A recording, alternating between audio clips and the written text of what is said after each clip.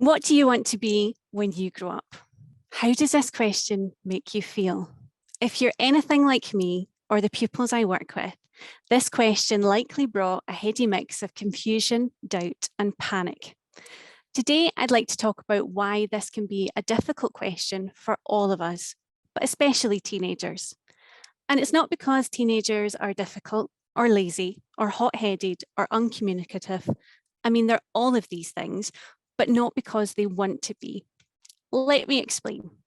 Teenagers from around 10 or 11 to 25 are going through their second wave of brain development.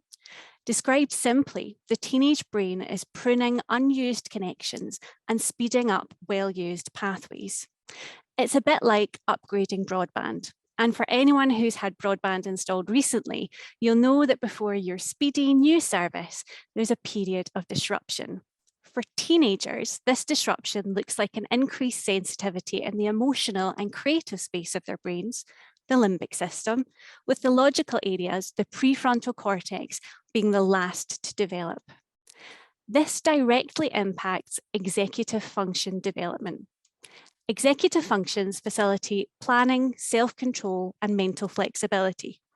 These are the areas that help us to set goals, make plans, control our behaviours, and to visualise the future.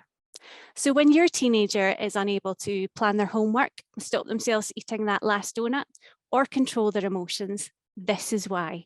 They're literally developing these skills.